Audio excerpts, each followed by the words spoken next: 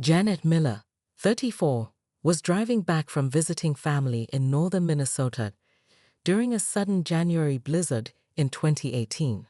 What should have been a 4-hour drive turned deadly when her GPS redirected her onto a rarely used Forest Service road as a shortcut. The voice had sounded strange, almost distorted, as it commanded her to turn, but Janet dismissed it as signal interference from the storm. As visibility dropped to near zero, Janet's tires lost traction on a curve, sending her car spinning into a snowbank with enough force to deploy the airbag. Blood trickled from her nose as she regained consciousness, the metallic taste mixing with panic when her phone showed no service. With temperatures plummeting to -30 degrees Fahrenheit and night falling, she made the fateful decision to stay with her vehicle, just as survival experts recommend. For 3 days, Janet rationed her meager supplies, half a bottle of water and 2 granola bars. She ran the engine in 10-minute bursts each hour, her eyes constantly darting to the fuel gauge as it crept toward empty. By the morning of the 4th day, the needle hit E, and the engine sputtered silent. The cold invaded immediately, cruel and hungry.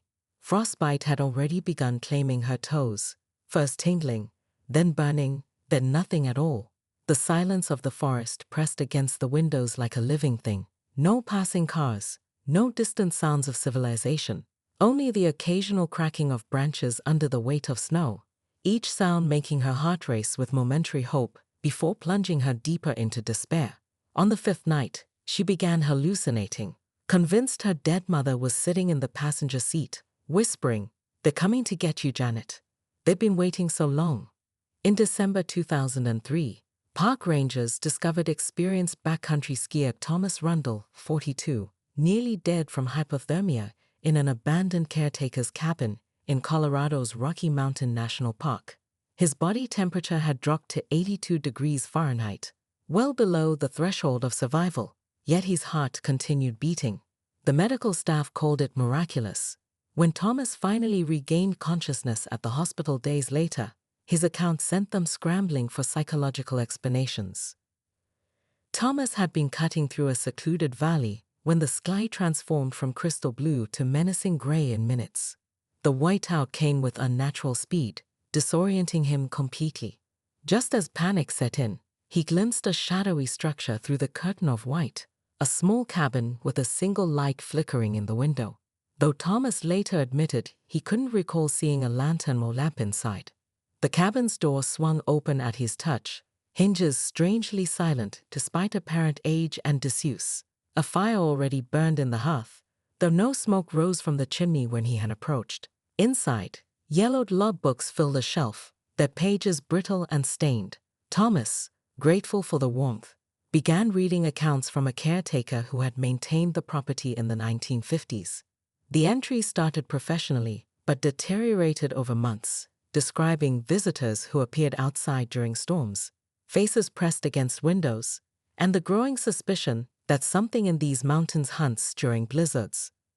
The final entry, dated March 1957, simply read, "They're digging their way in tonight." That night, Thomas bolted awake to the sound of methodical scraping, someone shoveling snow around the perimeter of the cabin with mechanical precision, each stroke exactly the same length and depth, continuing without pause for over an hour. When he finally gathered the courage to call out, the shoveling stopped instantly. The silence lasted 10 excruciating seconds before being replaced by the deliberate sound of heavy boots climbing onto the porch, snow crunching under each step. Then came the slow turning of the door handle, which Thomas was certain he had locked. College students Maya Cooper and Darius Johnson weren't just experienced cave explorers. They were ambitious documentary filmmakers hoping to make their name with the discovery. Their research had uncovered local legends about a cave system that supposedly formed each winter beneath a frozen lake in northern Michigan. Stories dating back to indigenous tribes who had declared the lake taboo during winter months. The academic papers they read dismissed these as superstition, but grainy photos from 1978 showed what appeared to be structures beneath the ice. 5 years after her ordeal, Janet remained troubled by her experience and the subsequent strange occurrences. She agreed to participate in a documentary about wilderness survival, which brought her back to the exact stretch of road where she had nearly died. During filming, a sudden, unseasonable blizzard descended on the crew. As visibility dropped, Janet pointed to the trees, insisting she could see lantern lights moving among them. The documentary's sound technician later reported that the recording equipment had picked up multiple voices whispering in an unidentified language during the whiteout. Before the crew could retreat to their vehicles, Janet walked into the forest, following what only she could see. Despite an extensive 3-week search, neither Janet nor any trace of her was ever found, exactly like the family 50 years earlier. Thomas eventually moved to a small cabin near the national park, his marriage having dissolved due to his changed personality. Park rangers kept tabs on him, concerned about his mental state. During a particularly harsh winter 3 years after his incident, several hikers went missing in the park.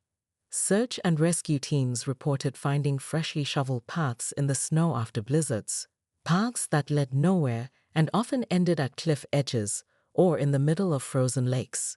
One rescued hiker described being lost in a whiteout when an elderly man with a beard matching Thomas's description appeared and offered to show him the way out of the storm. The hiker became suspicious when he realized the man was wearing only light clothing despite the sub-zero temperatures, and fled in the opposite direction, eventually finding his way to safety. When authorities visited Thomas's cabin, they found it empty but immaculately maintained. The fireplace was cold, suggesting no one had been there for days, yet a logbook on the table had entries dated that very morning. The final entry read simply, "They are coming to the cabin tonight. I must prepare the way." Thomas was never seen again, but to this day, hikers occasionally report seeing an elderly figure shoveling snow in the park during the worst blizzards. Maya and Darius reluctantly agreed to lead a scientific expedition back to the lake the following winter, despite their growing unease about what they had experienced. The research team came equipped with advanced imaging technology to map beneath the ice.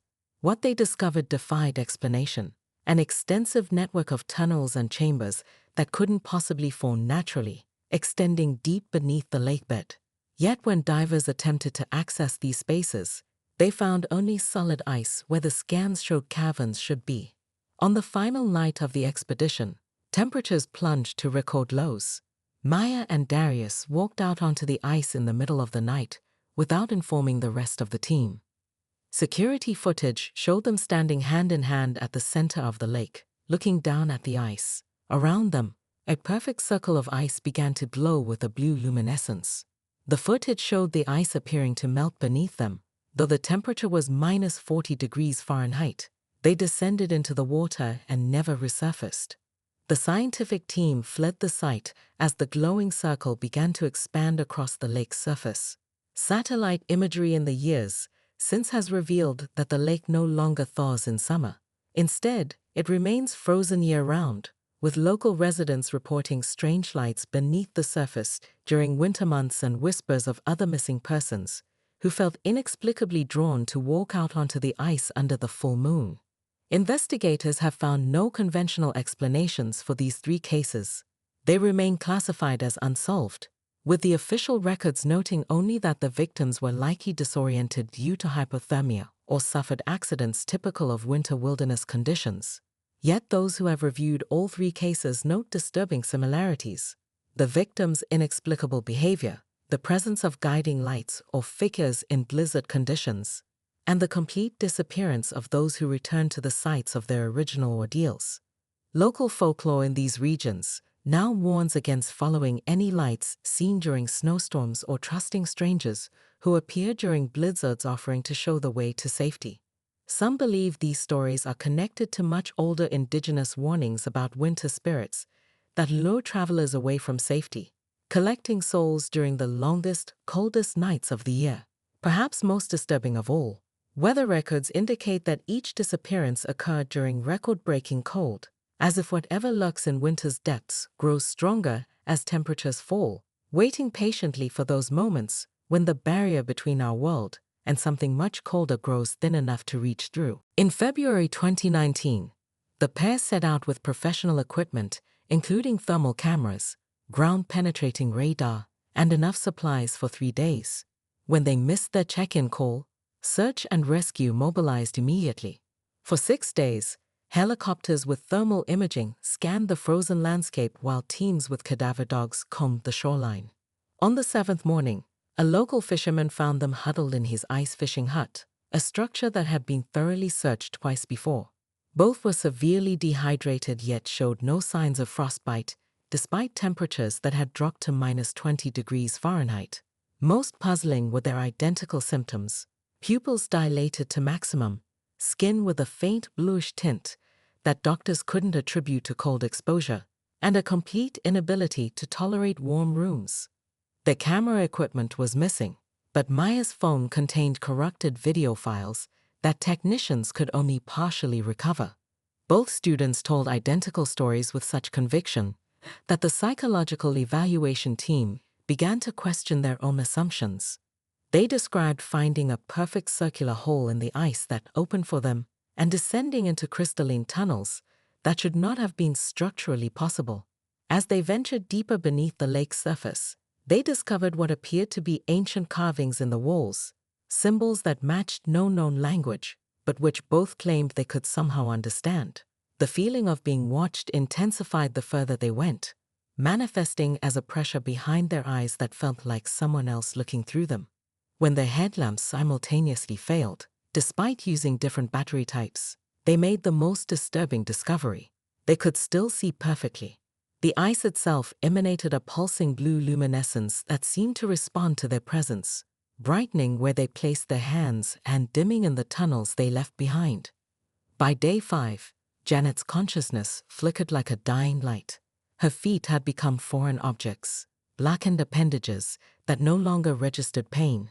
The car's interior had frosted over completely, her breath forming delicate crystal patterns that seemed to arrange themselves into watching eyes. She had begun recording final messages on her phone when a faint glow penetrated the snow-covered windows. The light swayed like a lantern, approaching slowly through the blizzard, summoning her remaining strength. Janet repeatedly slammed her palm against the horn, producing only weak, dying bleats. The light stopped, then veered toward her. Not a lantern, headlights. A snowmobile emerged from the whiteout, its driver a hulking figure in an ancient-looking fur parka. The man who introduced himself as Frank had to break her car window to extract her, her door frozen shut by layers of ice. His weathered face betrayed no emotion as he assessed her condition, then wordlessly wrapped her in thermal blankets and secured her to the snowmobile.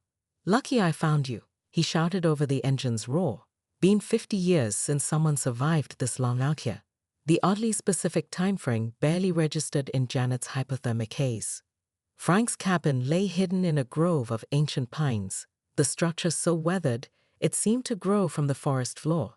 Inside, mounted animal heads adorned every wall, their glass eyes following Janet as Frank carried her to a chair positioned uncomfortably close to a roaring fireplace. The sudden heat sent daggers of pain through her extremities, bringing screams that Frank simply nodded at, as if expecting this reaction. Frostbite set in, he stated flatly, examining her blackened toes. "Might lose a few, but you'll live, unlike the Hendersons." "Who?" Janet managed through chattering teeth. "Family that disappeared. 1973. Same stretch of road." As feeling painfully returned to her body, Janet surveyed the cabin's interior. A wall of photographs caught her attention, particularly a yellowed news clipping with a group picture. Her sluggish mind struggled to process what her eyes were seeing.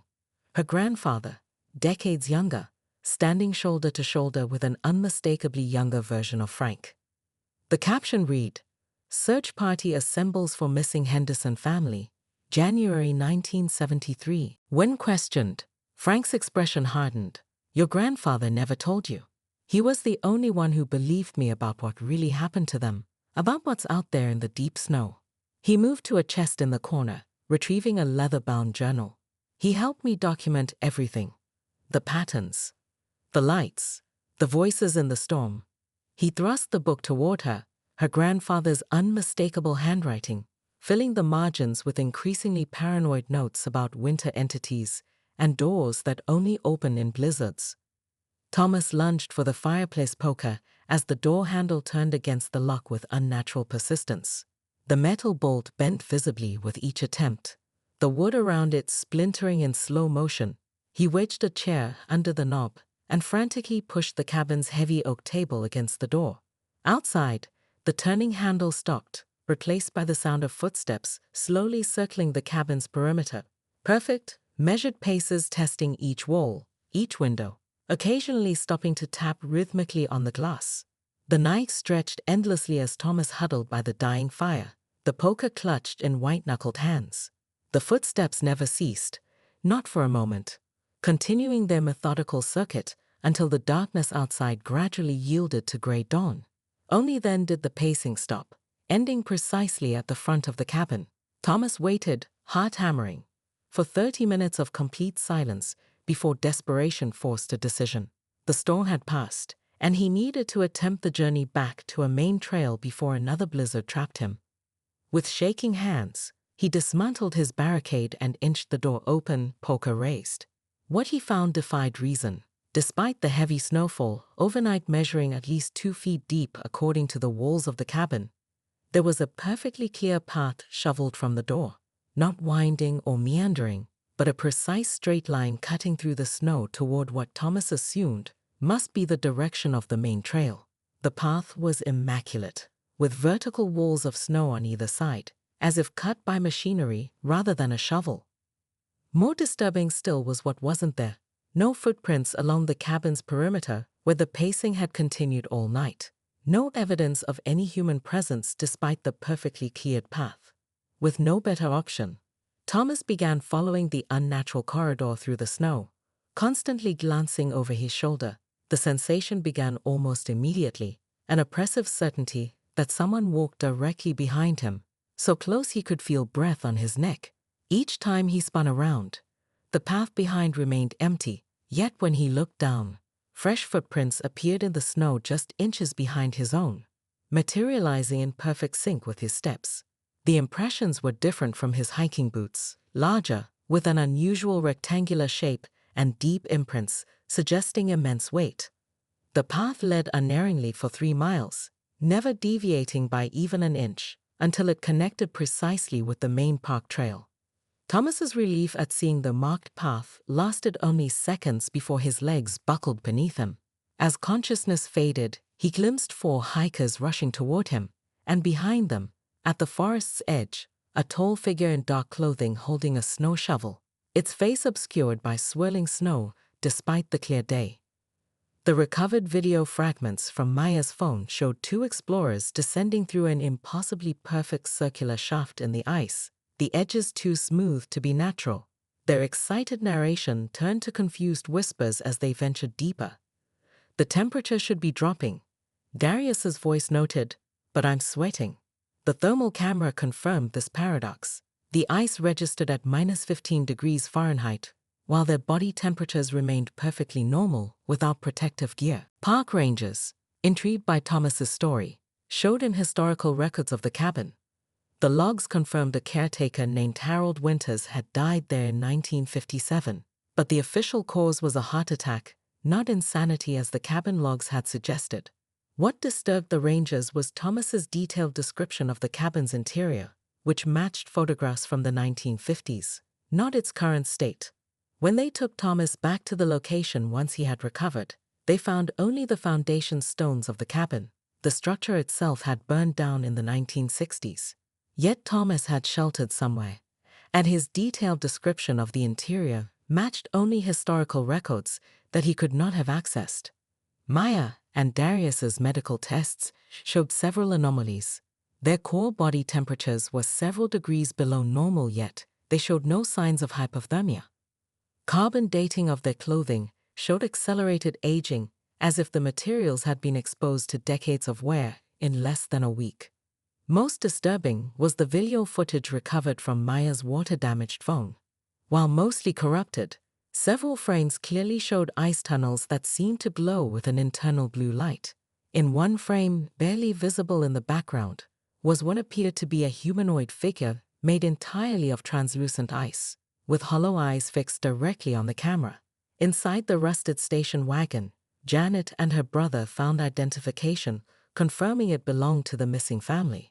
But what made Janet's blood run cold was discovering a child's diary in the back seat. The final entry, dated the night of the family's disappearance, described how the child's father had insisted they all leave the car and follow the nice people with the lanterns who had appeared outside their car during the blizzard. After bringing their discovery to authorities, Janet began experiencing strange phenomena. Her home's carbon monoxide detector would go off in the middle of the night, despite no detectable gas. She would wake to find all the lights in her house turned on, and on several occasions, she glimpsed what appeared to be lantern light moving through her backyard on snowy nights. In the months following his rescue, Thomas began sleepwalking for the first time in his life. His wife reported that he would get up in the middle of the night and begin shoveling the driveway, even during summer when there was no snow. He grew a beard matching the historical photos of Harold Winters and began keeping meticulous logs of daily activities, just as the caretaker had done. During a follow-up psychological evaluation, Thomas revealed that he now felt compelled to return to the park each winter. He described dreams where he was Harold Winters, walking the forest paths with a lantern and helping lost travelers find their way by leading them deeper into the wilderness. Following their experience, Maya and Darius found themselves unable to feel cold temperatures. Maya would walk outside in freezing weather wearing only light clothing, unaffected by the cold. Darius discovered he could hold ice cubes in his hand indefinitely without discomfort or melting the ice. They began experiencing synchronized nightmares about returning to the cave system and completing some kind of ritual at the Black Altar. Most alarming, locals around the lake reported that the previously normal seasonal ice patterns had changed. Perfect circular holes would appear overnight in the thickest ice, only to freeze over seamlessly by morning, as if something was emerging from beneath the lake and then sealing the entrance behind it. In their hospital interviews conducted separately, both described identical experiences with unsettling precision. The ice tunnels formed a labyrinth that should have been structurally impossible, with some passages running horizontally for hundreds of meters beneath the lake. Most disturbing were their descriptions of how the ice formations changed shape when not directly observed. Archways narrowing, tunnels extending, and entire chambers rearranging themselves as if the cave system was constantly rebuilding itself around them. It was testing us, Maya told investigators. Learning from us. The symbols on the walls, they weren't carvings. They appeared as we moved through the tunnels, like the ice was communicating. The corrupted video showed brief glimpses of these symbols, geometric patterns that neurologists later noted produced unusual brain activity when test subjects viewed them, activating regions associated with language processing despite their abstract nature. At the center of the cave system, they discovered a perfectly circular chamber with dimensions that Maya described as mathematically precise in a way that felt profoundly wrong. Dominating the chamber was what appeared to be an altar carved from black stone, an impossibility in what should have been a seasonal ice formation. The stone absorbed all light directed at it, creating what one investigator described as a hole in reality. The video showed Maya reaching toward the stone's surface with trembling fingers. The footage distorted severely at contact, but audio captured her gasp followed by, "It's showing me everything. It's been here since before cutting to static." They believed they had spent approximately 3 hours exploring the chamber, methodically documenting the symbols that continuously formed and reformed across its walls. Upon emerging from what they thought was the same entrance shaft, they were shocked to discover 6 days had passed. More disturbing was the insistence